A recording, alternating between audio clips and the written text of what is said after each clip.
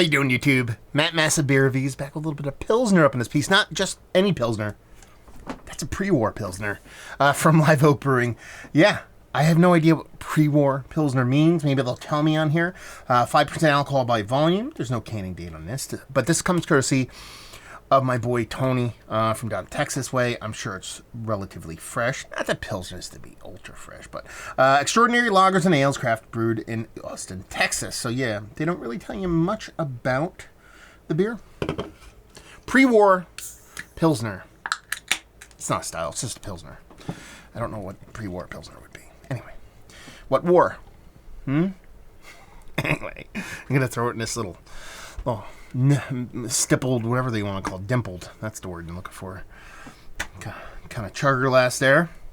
Label-wise, dig it. It is just fancy pants lettering. Not all that fancy pants, but fancy pants enough. And that looks like a Pilsner. Super crisp, clean.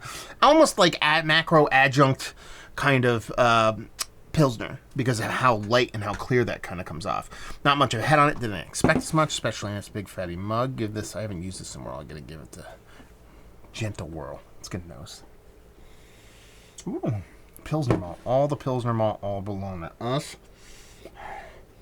Yeah, really just Pilsner malt forward. Very vibrant, not overly sweet, but it's almost like the Pilsner malt has a subtle toast to it. Doesn't make sense because it's even lighter. You expect it to be darker then, but it has this robustness to the, I guess, the Pilsner above just a base kind of Pilsner malt.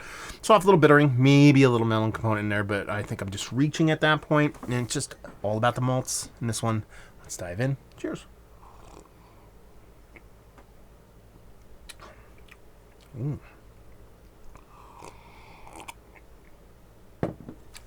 Yeah, this is Live Oak going, we're going to make ourselves our version of Miller High Life in the way we like it. Because it is decently hop forward, but it comes off as that crisp, clean, ultra drinkable version of like a macro level kind of adjunct Pilsner.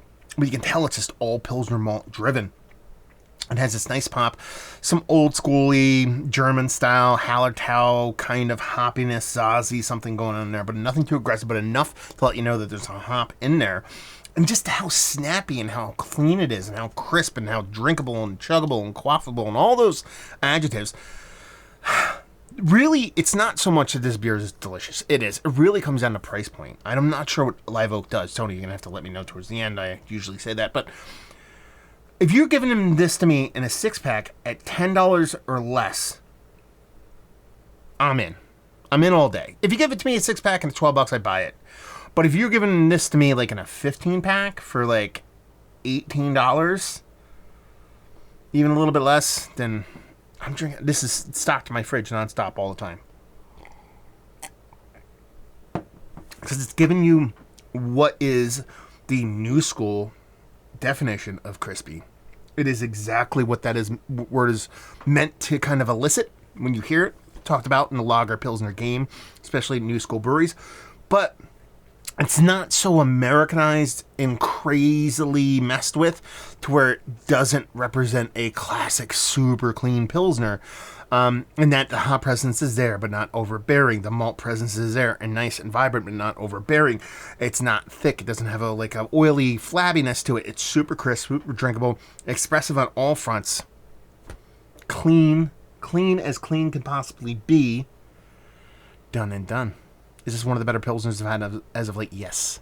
Mount Rushmore status. It's fucking awesome. Absolutely awesome.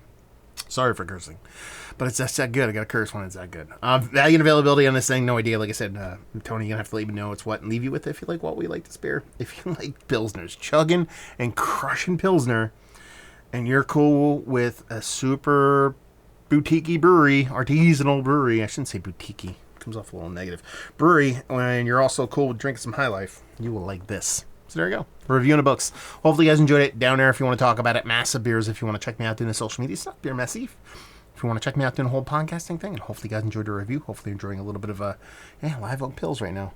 Pre-war, mind you. Hopefully see you next time. Cheers.